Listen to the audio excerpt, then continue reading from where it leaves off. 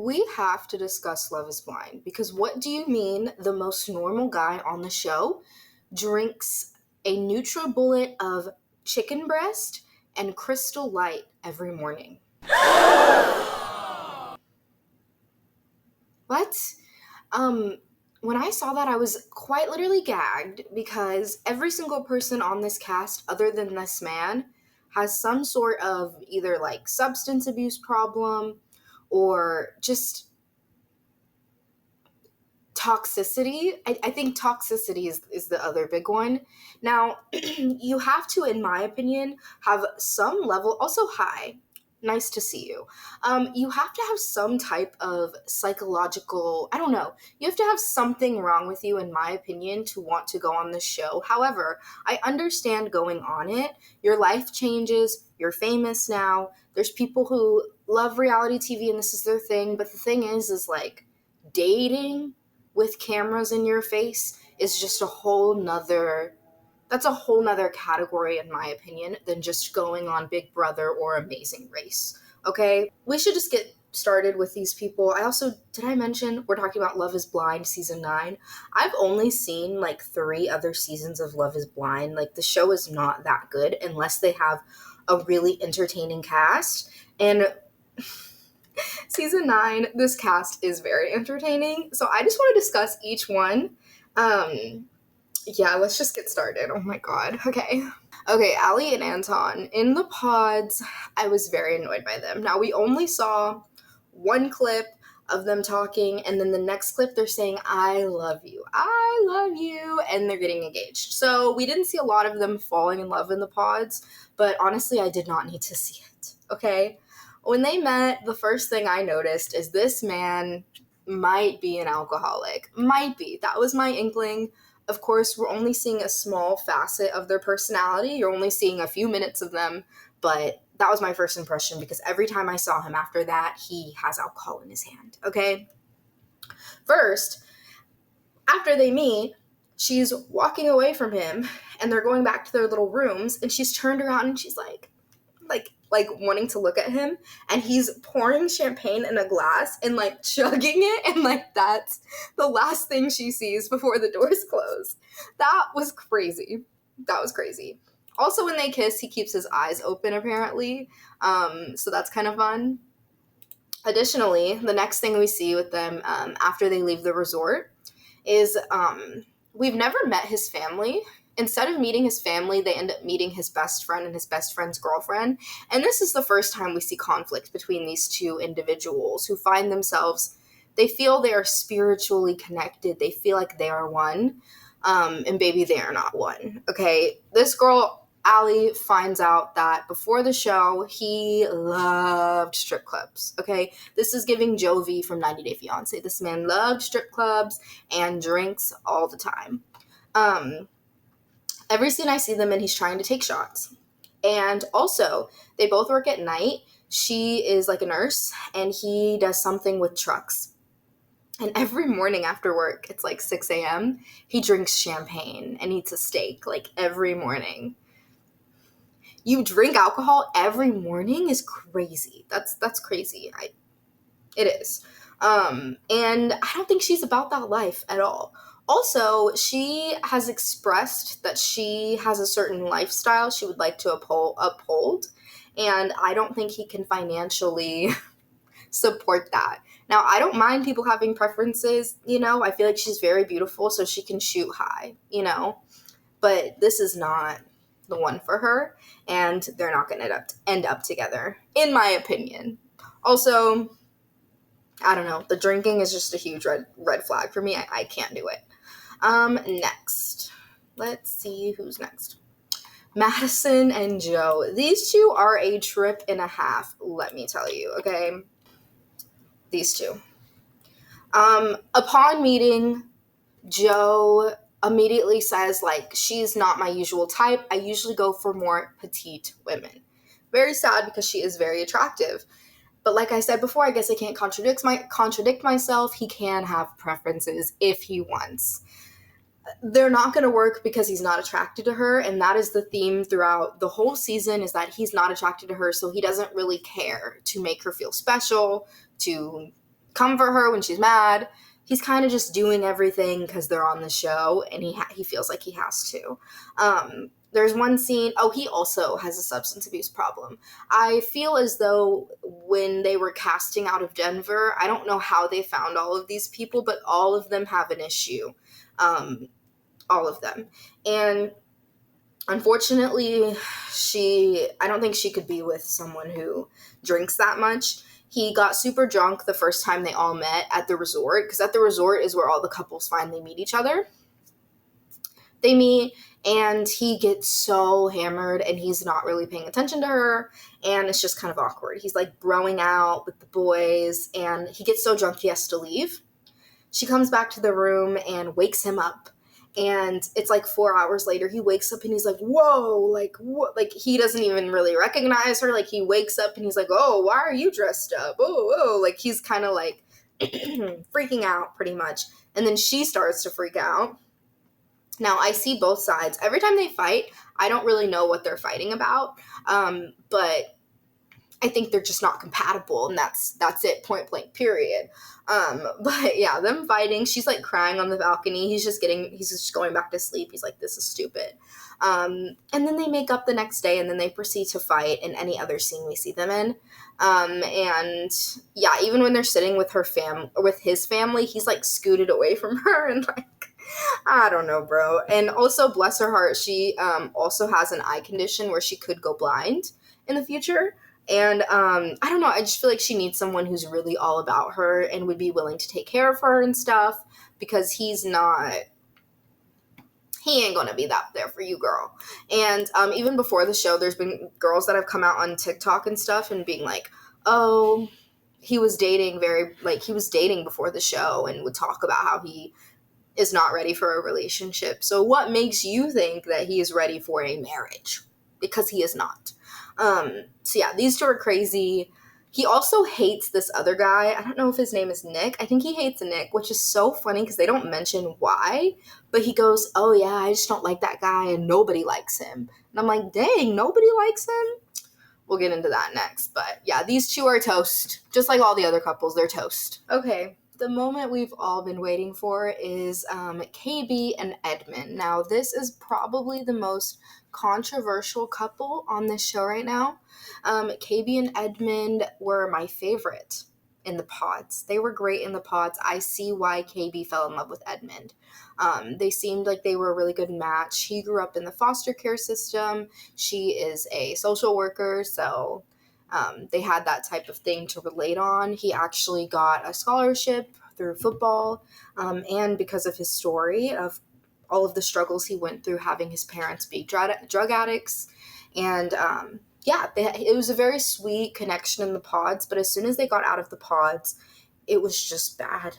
Okay, they seemed like they weren't that bad, but when they met all the other couples and then found out that they were the only ones that had not been intimate, Edmund crashes out. Now, prior to this encounter, KB has said that she was taking notes of everything that has been, red flags. One of the red flags being that when they had a conversation at the resort where she was like, hey, if we were in the club and a guy was trying to hit on me, which I'm sure many men hit on her, but especially if she were to walk into the club with this guy, oh, she's totally getting hit on, 100%. If he would defend her, if a guy grabbed her arm and started hitting on her. And he essentially said no, and that he would just say, come on, baby, let's go. Which could be okay if he were to date someone who were okay with that, but she's not.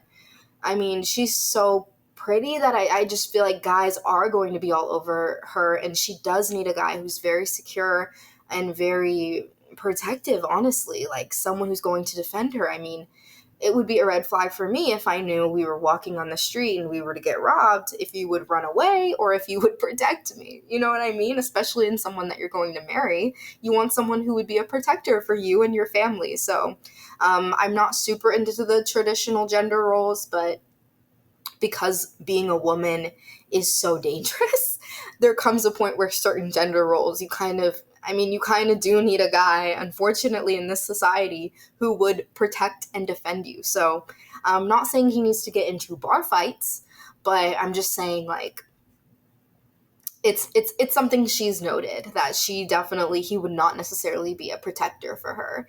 And not feeling safe with someone is not going to be good for the emotional development in that relationship, in my opinion. Now, the biggest fight that has caused the most controversy is after they're all together with all of the couples, they find out that they're the only ones who have not been physically intimate. KB has said she doesn't want to have sex until marriage, which is only 4 weeks. It's not that long, brother. Like, you can wait. He says to the bros, y'all really think I can just marry her and not hit before I marry her? Brother, you'll be fine regardless. You're gonna like it either way. Like, you're a guy, like, low-key. I mean, there are times where maybe a guy wouldn't like it, but I feel like he does not have much to worry about. But in reality, I think he's very much comparison. He loves to compare himself to the other couples. He claims they're in a power couple, they're the best couple there, they're the strongest couple there. Out of everybody there, they're going to be the ones that get engaged. And she's like, that's interesting, but also, like, why are you comparing yourself so much? The other couples do not matter. Why do you care so much about what they think? She also proceeds to talk about the fact that in the past, she's hooked up with guys, but they didn't mean anything, and she wants to build an emotional connection with this man first before being intimate, which is valid. He crashes out. This man starts crying. My jaw just, like, the whole time is on the floor. I'm floored. I'm in disbelief. She is in disbelief. She's like she also was like, what? This is crazy. Like, this is crazy. He's crying. He starts going, oh, I'm just always the nice guy. I'm always the nice guy. I watched on TikTok a therapist react to that scene and talk about how he's reverting to his child self in those moments, and that he's actually not emotionally available at all. He's just very emotional and very much traumatized and needs intensive therapy in order to heal and not deal with conflict in that way, where he's crying and just going on tangents that have nothing to do with the topic at hand.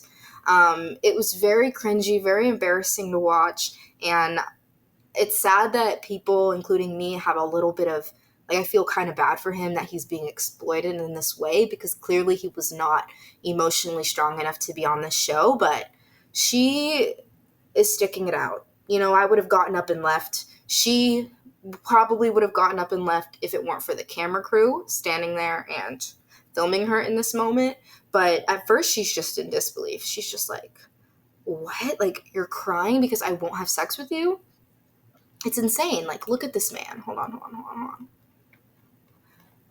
But this, imagine you're looking at this. Like, she's really not going to hook up with you now. This is crazy. This is not how you get it. Like, she maybe wouldn't have even waited till marriage if they'd had a strong connection and he'd just been respectful and respected her decisions and her boundaries. Like, it's just really bad. And people are saying it could be arrested development. People are saying he could be on the spectrum. I just think, personally, he has a lot of trauma and he's incapable of dealing with conflict until he has intensive therapy. Now, let's hear what she has to say. There's this clip right here, and I'm going to play it for you because it's on this People magazine. You're not respecting my boundaries, and now you're boo-hooing and you're crying. Scared me because I didn't know what you were doing. Like, I just jumped a little bit. So I'm like, okay, let's just call it a night. I slept on the balcony. He slept in the room. I was offended, but also in the midst of me being offended, I'm trying to cuddle you. So it's like, that doesn't make sense. Like, that's unfair. And then to bring up, I'm the nice guy and this and that, like that, you can't manipulate me in that sense. Like, that's not fair. Again, I don't think the others having sex or being, like, intimate had any impact on me, because I know that we all are on different journeys. We all live different lives. We've been through different things in the past where there might be a certain reason why I have this boundary and why they may not. For me, I was just like, wait, like, this experiment is so fast that I'm like, I just don't want to do that. And also, I feel like sometimes when I'm intimate too fast, there's a disconnect for me. I can't connect to you emotionally anymore. And I explained that to him and he still couldn't get it. So I'm just like, are you okay with me doing this with you and then never being intimately, like, into you? Like, ever. Right. Because that's a disconnect for me. And so he was okay with it. Ooh, yike. Did I mention he was like crying and saying, I'm always the nice guy, Bestie, you are not always the nice guy. Sometimes people who are always the nice guy, to me, it feels very performative. So I don't know. Like, he was rubbing her feet in front of everybody at the pool party, and it was cringing me out. Just a hair. Okay, next we have Annie and Nick. I'll be honest, I did fast forward through some of their time in the pod, and then I had to go back and rewatch clips because I was just very bored by these two. But yeah, everyone's talking about how her hair kind of looks like she's wearing two wigs on top of each other. I don't know. I think Homegirl just likes extensions, but I think she does look a little drunk in a lot of the scenes. Like, I do think they're showing her when she is intoxicated. And they had this fight that was kind of over nothing. She was just drunk and she was feeling as though, like, he didn't like her as much as she likes him, which is an accurate statement, I would say. And he was just kind of trying, and she was just being very, what's the word? Passive aggressive towards him. And yeah, that's pretty much it with them. Also, he has this really amazing, like, cabin. Let me see if I can find it. His cabin is, like, really nice. Nick Love is Blind cabin. Dang, I wish you could see it. It has, like, he's just, like, the star athlete, okay? And he just has this really cool cabin that he's willing to keep as a, like, a vacation home, but he would move to the city for her, which is crazy. I mean, his house is so nice that I'm not moving to the city for that. So, I don't know. I don't know if they'll work out. If you notice, they kind of bored me a little bit, but if they work out, they work out. But yeah, there's that. Okay, next is, I think this is the last one. Oh no, there's two more. Okay. Megan and Jordan. Now, this is like their main character energy. Like, these two are the main couple of the show. This girl is super freaking wealthy. She's selling her LA home for $1.5 million so that she can buy a home in Denver for her new fiance and his child, who has diabetes, and she will not let you forget that his child has diabetes because her dad, 4 years ago, passed away from diabetes. So the fact that he has a son with diabetes, I think she sees the son as the reincarnation of her dad. And I'm not just saying that to be mean. She is constantly bringing it up. They had a dinner, and it was on the anniversary of her dad's death, and the whole family, her mom and her sister, were crying and saying, oh my gosh, this is a sign from your dad. Like, the fact that Luca has diabetes, this is a sign.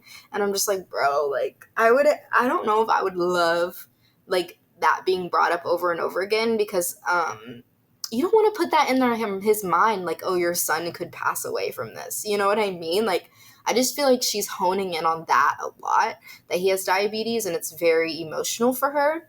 And he is just a saint. Well, I shouldn't say that because I don't know this man, but the only red flag about him is that he freaking drinks chicken and Crystal Light. He drinks chicken. He gets a NutriBullet, puts that chicken breast in there from the freezer, adds water and Crystal Light, and blends it up and drinks it in the morning. The fact that there is a People article on this topic is actually hilarious. This is him doing it. This is him with the chicken and the Crystal Light for his little smoothie. Oh my god. Just looking at it again is so, like, gross. Like, what do you mean? What do you mean you eat this every morning? Really? Now, I do want to give her a little bit of props because I have yet to see her make him feel less than because he is not in the same financial caliber that she is at. She's mentioned she doesn't want him to be living above his means. She mentions, she will buy this, like, she will pay the majority of this house with the money from her LA home, and that they can go half and half on a loan for the difference on a big house. I don't know. So far, I'm not seeing too many issues with the economic differences, but it could be an issue in the future, especially if she's very much like, let's go on this vacation, let's do this, let's buy this. And he's like, I don't know. So it could work, I'm not sure, but I feel like it can be hard for, I guess, specifically a guy to feel as though his wife is financially supporting him. So that could be the only issue that could come up.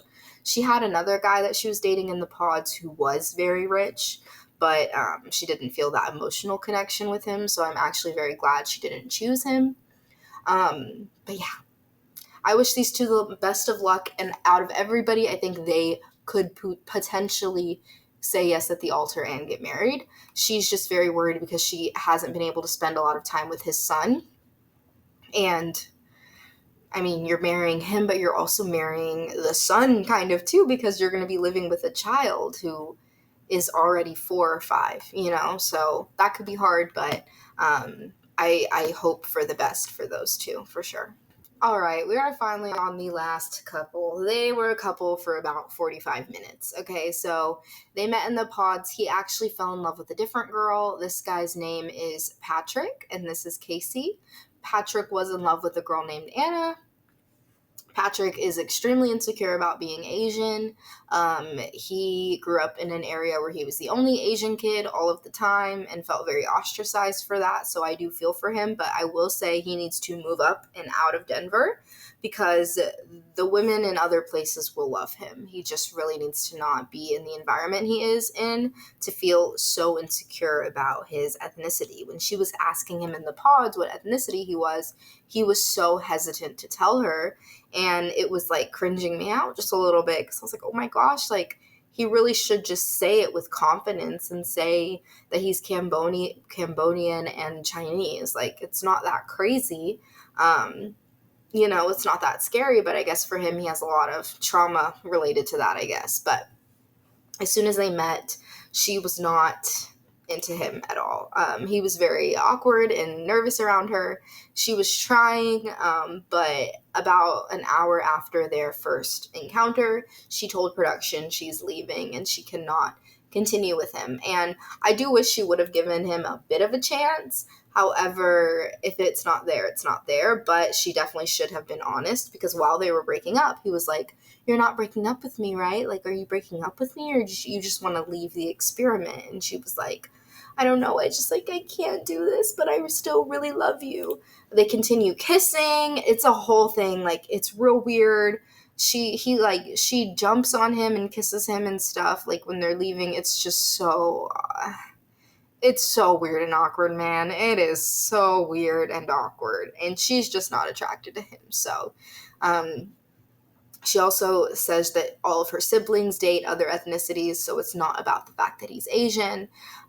She also has a sister who she said is like a K-pop person.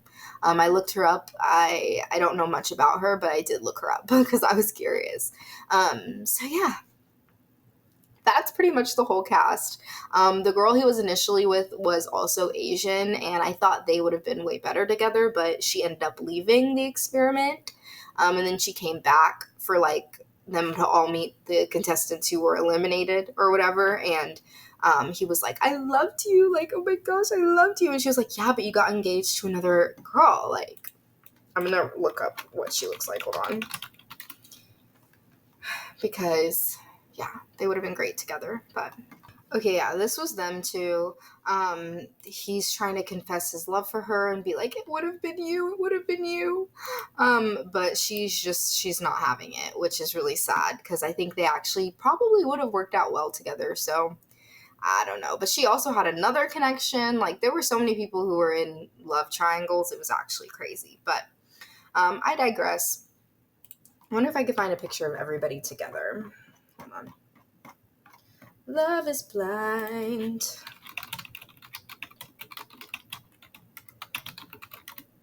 Images? Oh my gosh. Oh, this is some of them. Dang. Yeah, this is like the majority of them, not this guy though. But yeah. So the last two episodes come out on Wednesday, and then the reunion, and I'm very, very excited for that. But wish us luck in this treacherous journey down this Love Island fiasco that we are having to live through. Yeah, thank you guys so much for watching. Maybe I'll do an update in like 2 weeks when everybody's out and doing interviews. I'm very curious about what everyone has to say and who's together and who's not.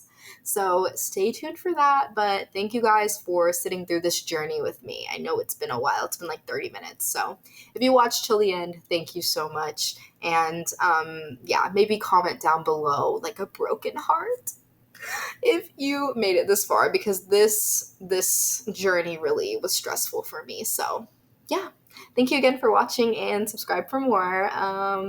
Bye.